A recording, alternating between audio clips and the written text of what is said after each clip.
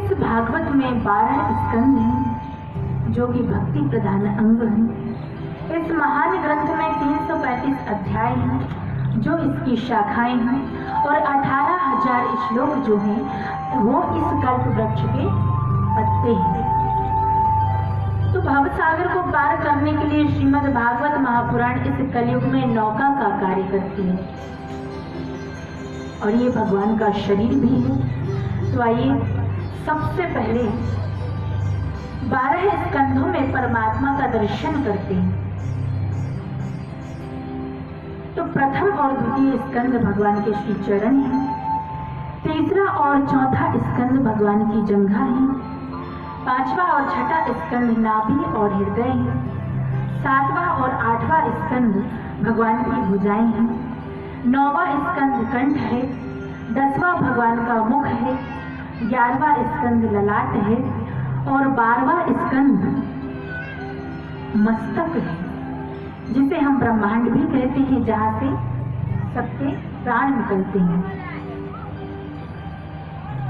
तो श्रीमद् भागवत अब यहाँ से शुरू होती है।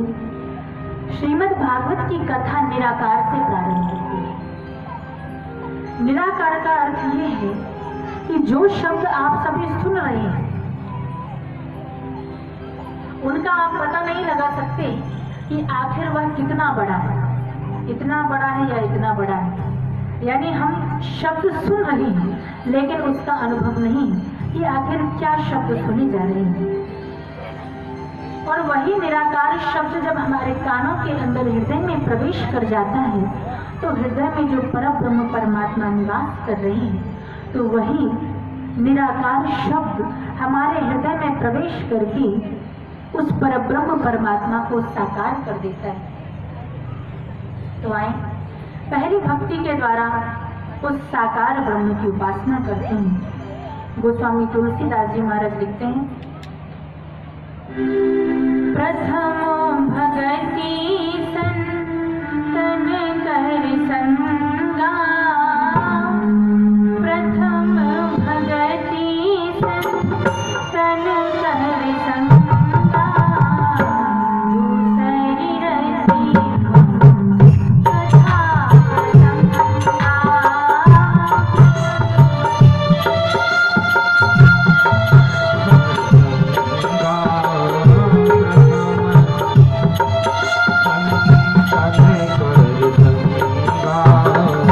दूसरी रति कथा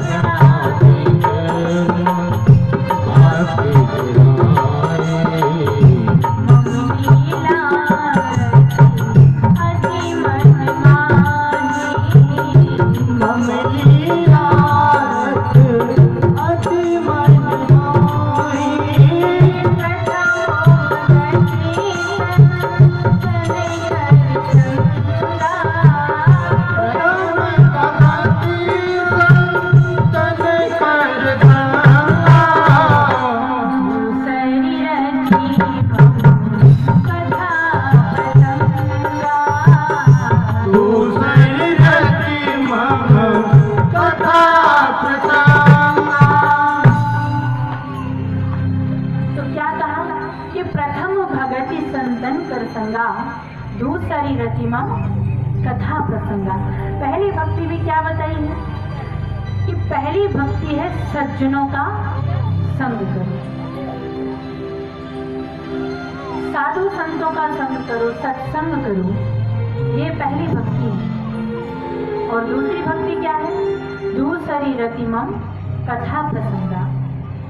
दूसरी भक्ति है कि भगवान की कथा जहाँ होती है वहां पर अवश्य जाना चाहिए। जहां हरि नाम होता है वहां जरूर जाना चाहिए। श्रवणम कीर्तनम विष्णु स्मरणम पाद सेवनम अर्चनम वंदनम दास्यम सख्यम आत्मनिवेदनम। कल आप सभी ने श्रवण किया कि देवता जब कथा सुनने के लिए वहां पहुंचे, भागवत जी को लेने के लिए पहुंचे, तो सुखदेव जी महाराज ने भक्ति शून्य जानकर वहां से लौट जाने को कहा। तो देवता भी इस कथा के अधिकारी नहीं है, राम कथा के बे अधिकारी, जिनको सत्संगत अति प्यारी, जिनको सत्संग अच्छा लगता हो वही कथा के अधिकारी हैं। बाकी और किसी को अधिकार नहीं है। जिन्होंने संतों का संग ही ना किया हो, संतों का सम्मान ना किया हो, कभी सत्संग ना किया हो, तो उसका मन निर्मल हो ही नहीं सकता। जिन्हें साधु संतों का संग अच्छा ना लगता हो, जिन्हें विद्वानों का संग अच्छा ना लगता हो, जो सत्संग कभी ना करते हो, वो इस कथा के अधिकारी नहीं है। इसलिए संगति अच्छी होना चाहिए। सत्संगत के प्रकाश से भीष्म पितामह के जीवन में ऐसा ज्ञान का प्रकाश हुआ कि महाभारत के युद्ध के बाद भी 52 दिनों तक बाणों की शैया पर शयन करते रहे। और फिर कहते भी हैं कि संग का रंग जल्दी चढ़ जाता है, संगत से गुण उपजे, संगत से गुण जाए। इसलिए संगति अच्छी होनी चाहिए। यदि आप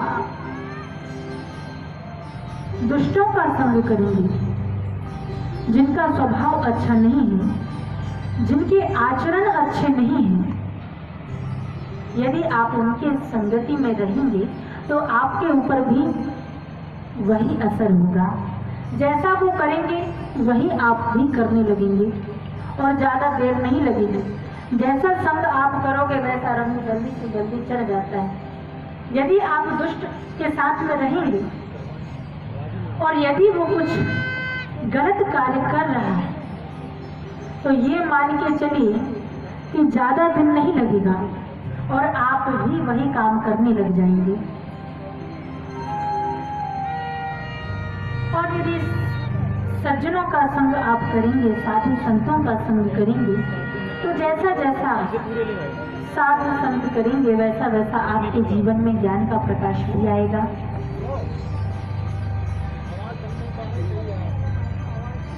इसलिए कहते हैं कि संगति हमेशा अच्छी रखनी चाहिए, सज्जनों का साथ करना चाहिए, ताकि हमारे अंदर अच्छे गुण आए, अच्छे आचरण आए, अच्छे व्यवहार से हम जिए। गलत लोगों की संगति में कभी नहीं पड़ना चाहिए। तो आए भागवत जी के प्रथम स्कंद के पहले अध्याय में उस पर ब्रह्म परमात्मा की उपासना करते हैं, उनका ध्यान करते हैं, जानते हैं कि आखिर वो ब्रह्म कैसा है जिनकी हम सभी कथा श्रवण कर रहे हैं।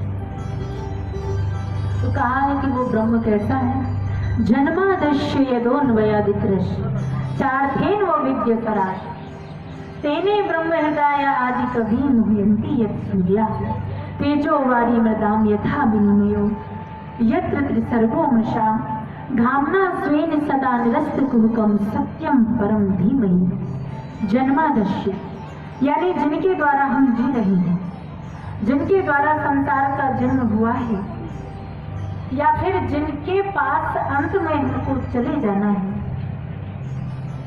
ऐसे जो हेतु हैं, ऐसे पर ब्रह्म परमात्मा सच्चिदानंद स्वरूप ईश्वर की हम वंदना करते हैं। श्रीमद् भागवत महापुराण की रचना व्यास जी महाराज ने जन्मादश्य लिख करके आरंभ कर दी। उन्होंने जा अक्षर से शुरुआत की और कहते हैं कि किसी भी ग्रंथ की शुरुआत करने के पहले ध्यान रखना चाहिए कि जा अक्षर से शुरुआत ना तो अच्छा रहता है।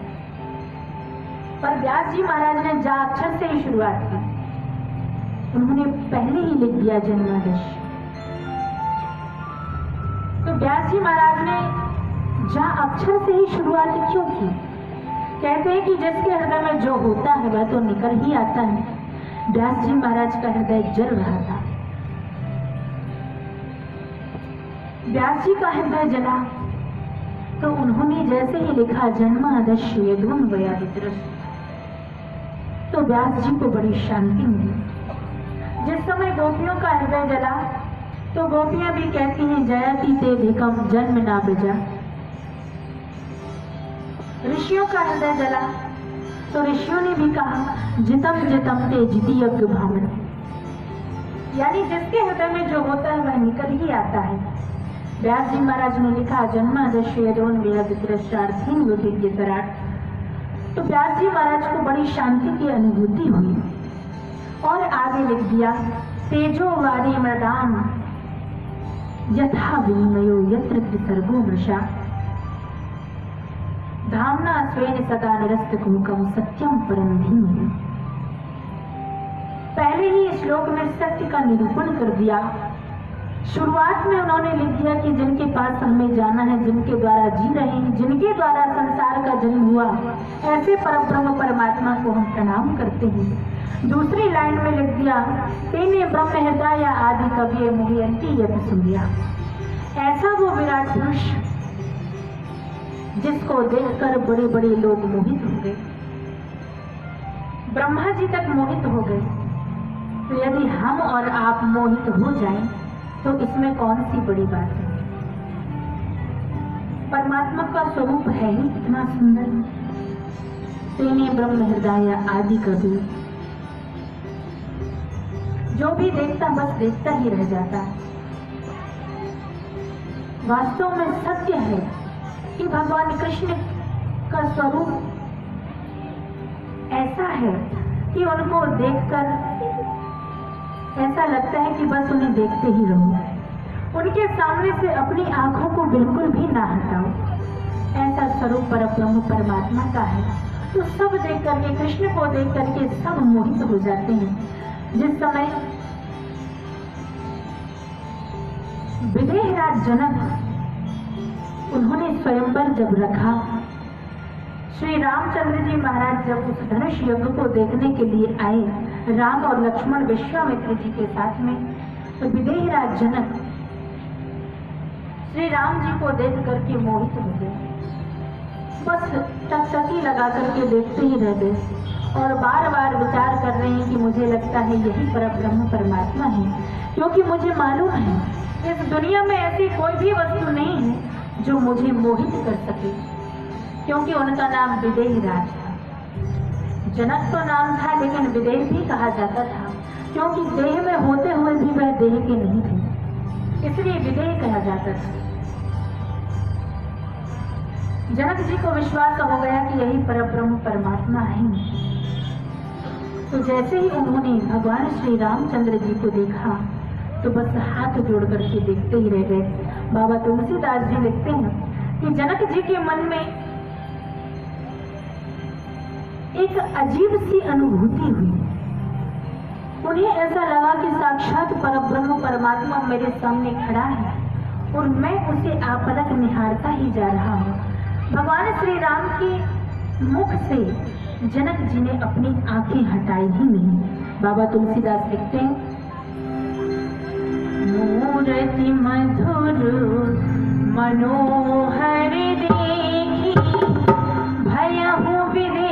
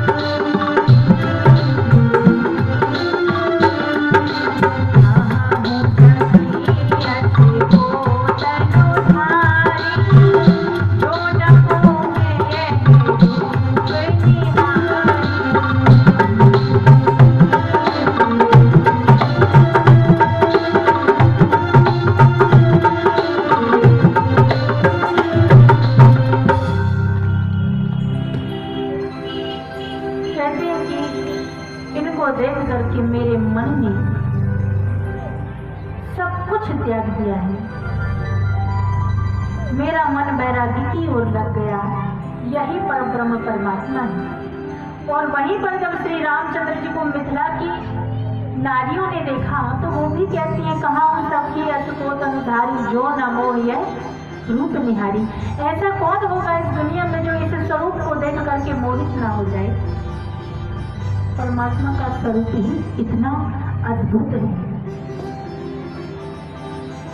क्या कहें परमात्मा के बारे में।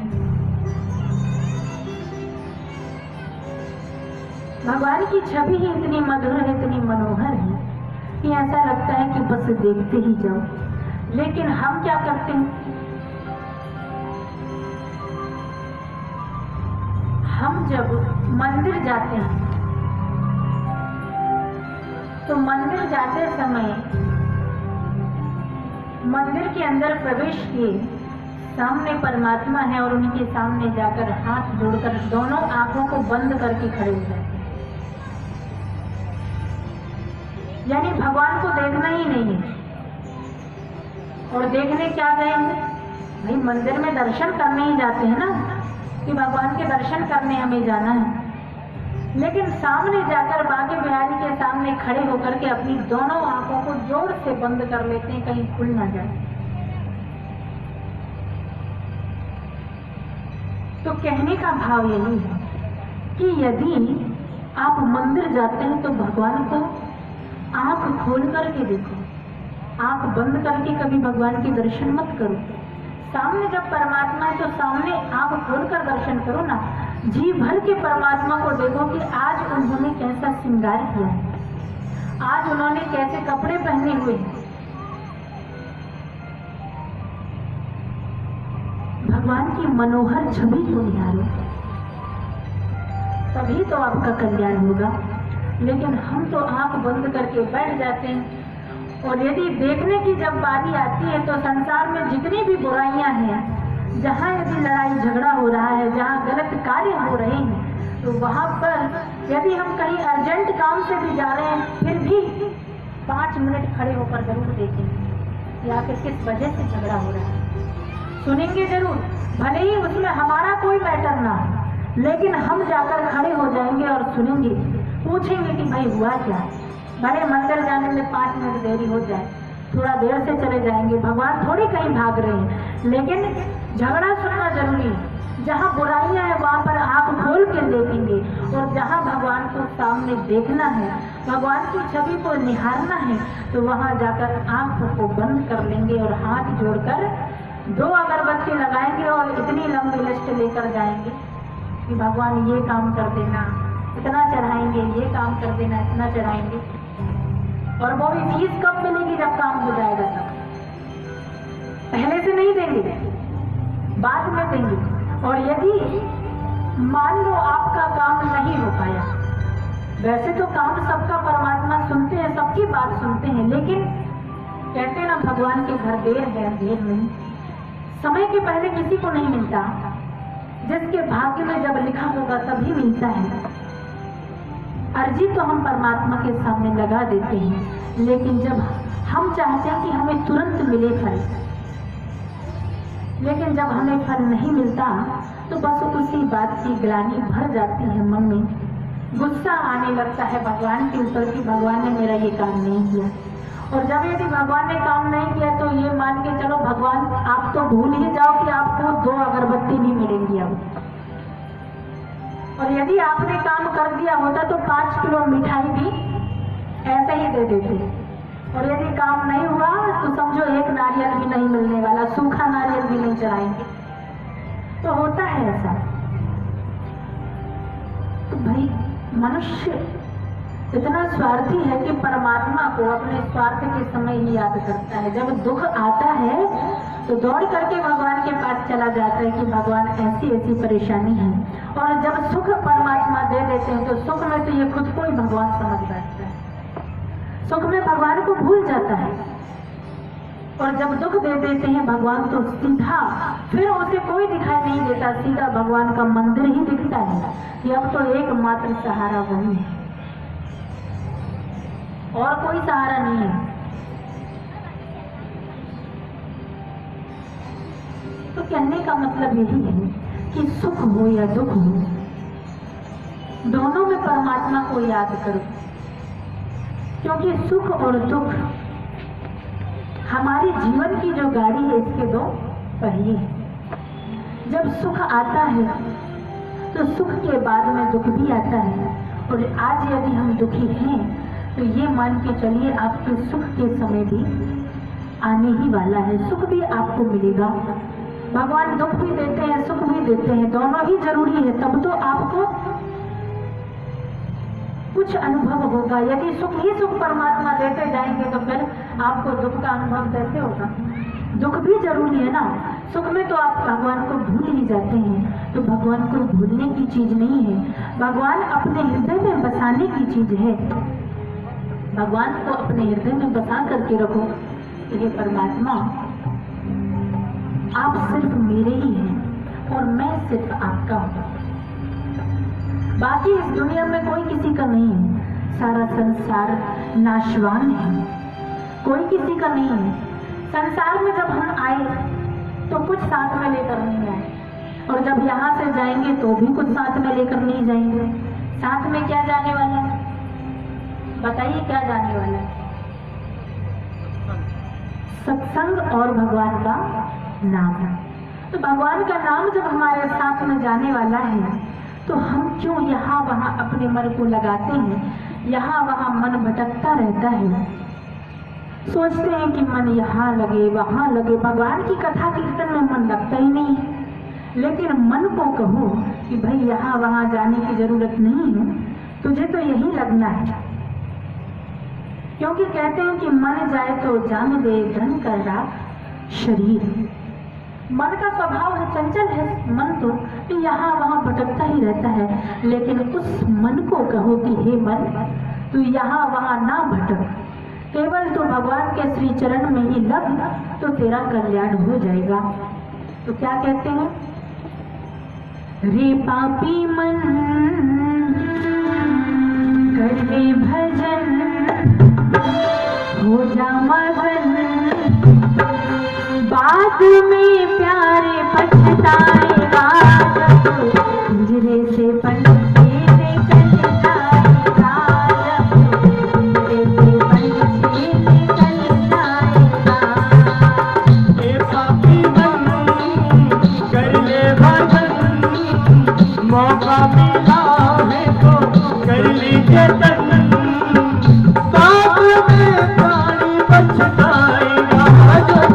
क्या होगा? पिंजरे से पंछी निकल जाएगा जब, पिंजरे से पंछी निकल जाएगा। हमारे पापी मन कर ले भजन, हो जा मगन, बाद में प्यारे पछताएगा जब, पिंजरे से पंछी निकल जाएगा जब, पिंजरे से पंछी निकल जाएगा। पिंजरे से पंछी निकल जाएगा जब, पिंजरे से पंछी निकल जाएगा।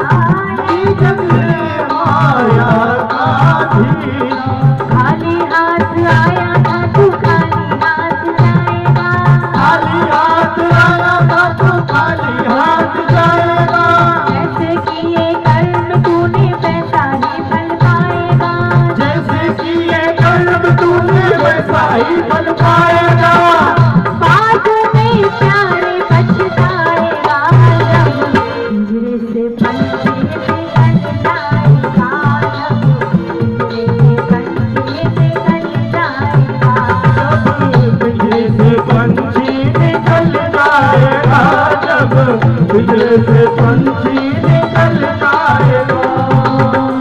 पापी मन कर ले भजन हो जा मगन, पाठ में प्यारे बच जाएगा जब पिंजरे से पंछी निकल जाएगा, जब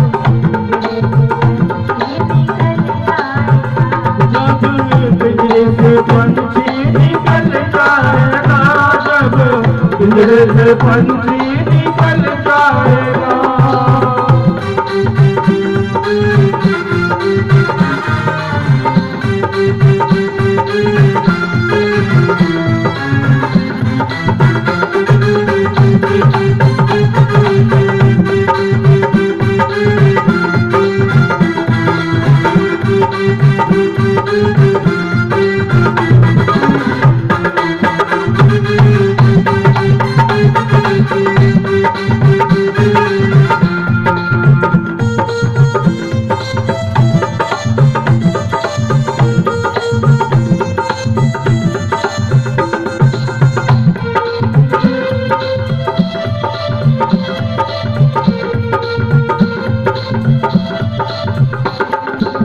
पूरी जवानी जी भर के सोया, पूरी जवानी जी भर के सोया।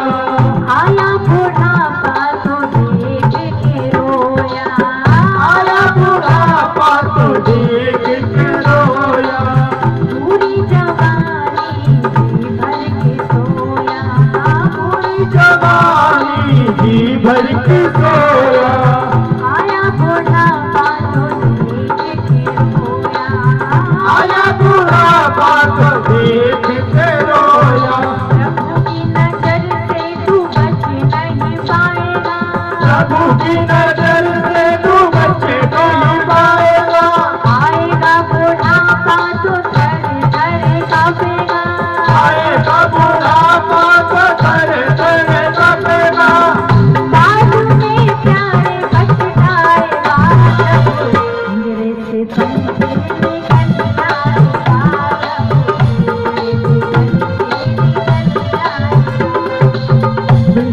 पंछी निकल जाएगा। जब पिंजरे से पंछी निकल जाएगा।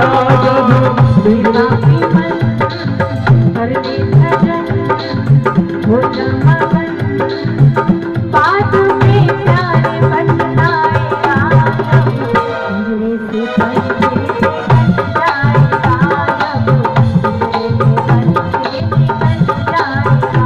जब पिंजरे से पंछी निकल जाएगा। जब पिंजरे से पंछी निकल जाएगा।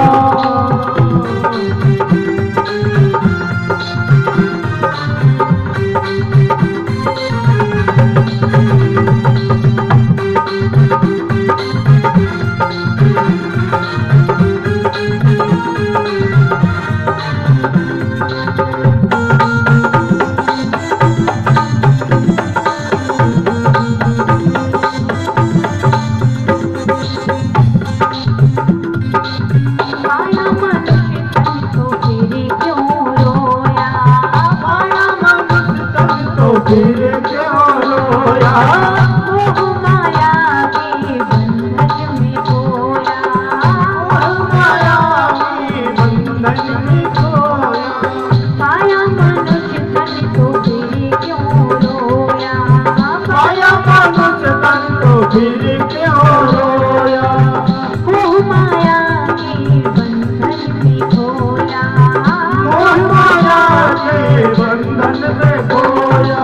सुंदर जीवन जिया उसने प्रभु के गुण गाए जा, सुंदर जीवन दिया उसने प्रभु की गुण गाए जा।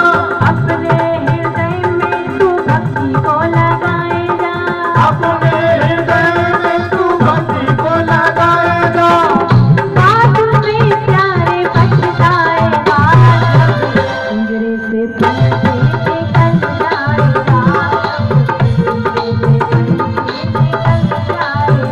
जब पिंजरे से पंछी निकल जाएगा। जब पिंजरे से पंछी निकल जाएगा। रे पापी मन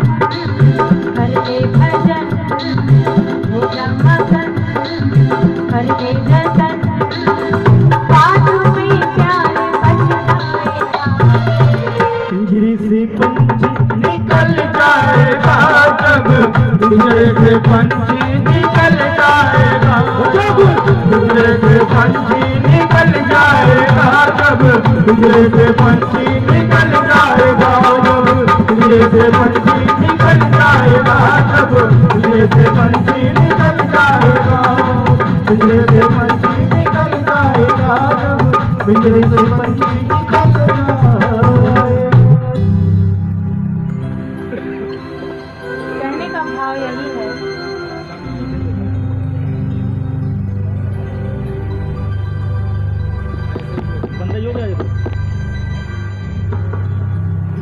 कि परमात्मा के श्री चरणों में अपने मन को लगाना है।